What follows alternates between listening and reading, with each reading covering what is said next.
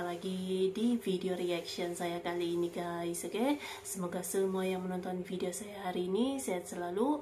Nah, kali ini saya mau tengok video pembahasan tentang ini ya, panutan negara kawasan Afrika dan Amerika Selatan. Indonesia juga negara yang penting di mata dunia. Jadi bahkan juga gitu ya, negara lain juga menjadikan Indonesia sebagai contohnya gitu. So jangan lama-lama lagi, mari sama-sama tengok video ini. Let's go. Indonesia has demonstrated an enormous capacity to bring parties together. Indonesia is a very important country. Semua mengapresiasi ekonomi kita. Indonesia Our exports are going to be bigger to make our economy stronger. peringkat global gitu.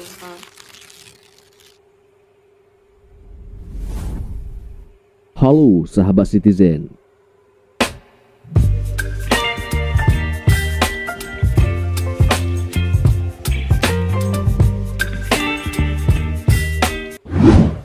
Di bawah komando Presiden Joko Widodo, pertumbuhan ekonomi nasional diyakini terus melesat.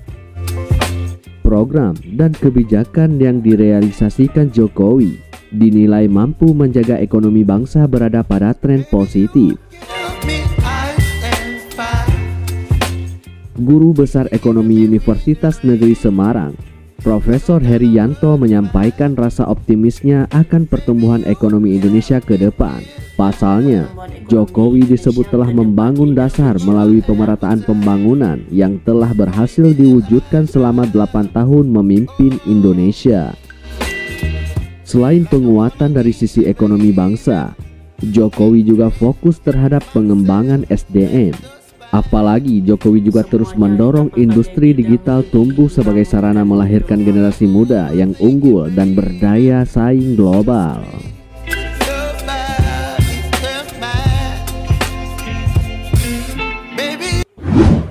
Seperti kita ketahui, ada beberapa negara di dunia yang menjadikan Indonesia sebagai panutan negara berkembang. Baru-baru ini, negara Kongo dan Zimbabwe menyebutkan Indonesia sebagai panutan negara berkembang. Menteri Koordinator Bidang Kemaritiman dan Investasi, Luhut Binsar Panjaitan, mengklaim Indonesia telah menjadi panutan dari berbagai negara berkembang, misalnya Kongo dan Zimbabwe. Pujian itu datang pasca dirinya melancong ke Afrika beberapa waktu lalu. Pujian itu datang setelah Luhut menceritakan apa saja yang sudah Indonesia lakukan dalam menghadapi tekanan ekonomi global yang terjadi tahun ini. Luhut bertemu dengan Presiden William Ruto di Kenya, Presiden Felix Tshisekedi di Kongo, dan Presiden Emerson di Zimbabwe. Semuanya melihat Indonesia sebagai panutan dari negara berkembang. Menurut dia, itu jadi peluang sangat bagus bagi Indonesia untuk bisa berkolaborasi dengan negara-negara berkembang lain di kawasan Afrika dan Amerika Selatan.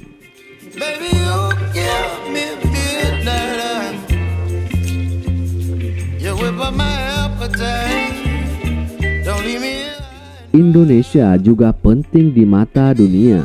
Itu terbukti dari berbagai negara yang sering melakukan kerjasama bilateral dengan Indonesia. Indonesia tahu bahwa kepentingan strategisnya di wilayah Asia Tenggara meningkat seiring dengan ketegangan yang meningkat di wilayah tersebut. Negara kepulauan Indonesia menjadi semacam tameng antara Samudra Pasifik dan Hindia.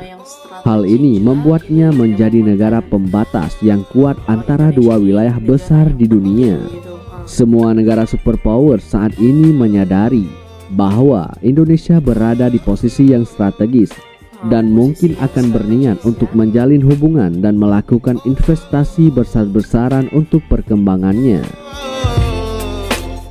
Bahkan Presiden Persatuan Emirat Arab Mohammed bin Zayed Al Nahyan mengungkapkan kekagumannya atas potensi besar Indonesia dalam berbagai bidang. Sehingga dia ingin terus meningkatkan jalinan kerjasama antara Indonesia dan Persatuan Emirat Arab, terutama dalam bidang teknologi. Mohammed bin Zayed Al Nahyan menyebutkan bahwa Indonesia merupakan negara yang memiliki kemampuan cukup tinggi dalam bidang teknologi. Sehingga Mohammed bin Zayed Al Nahyan pun meyakini bahwa berdasarkan semua indikator yang ada, Indonesia dalam 25 tahun yang akan datang akan menjadi negara yang hebat. Kemudian Duta Besar Republik Rakyat Tiongkok untuk Republik Indonesia, Lu Kang, menyebutkan bahwa Tiongkok dan Indonesia adalah dua negara berkembang utama dan dua negara penting di kawasan. Dalam beberapa tahun terakhir, kedua negara juga telah mengalami kemajuan di berbagai sektor, sehingga bisa lebih banyak kerjasama bagi kedua negara. Sementara itu, untuk kerjasama Spanyol dan Indonesia, Duta Besar LBBP Kerajaan Spanyol untuk Republik Indonesia, Francisco de Assis Aguilera Aranda, kerjasama itu bisa lebih meningkatkan ikatan antara kedua negara yang telah terjalin sejak lama. Untuk itu, dia ingin agar hubungan baik itu terus berlanjut. Dan masih banyak lagi negara yang mulai mengikuti kemajuan Indonesia yang terus berkembang.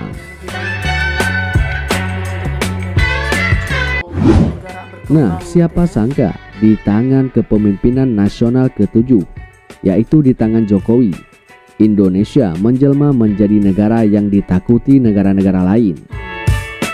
Setidaknya di bawah kepemimpinan nasional hari ini, Indonesia ditakuti 56 negara di dunia. Jika mengacu pada keanggotaan PBB yang berjumlah 193 negara, setidaknya Indonesia sukses jam seperempat negara di dunia. Coba bayangkan, negara mana di dunia ini yang sehebat Indonesia dan bisa membuat 59 negara menjadi gentar. Jadi, tak usah menyinyir pemerintah terkait ekonomi, terkait pertahanan, dan keamanan, terkait demokrasi,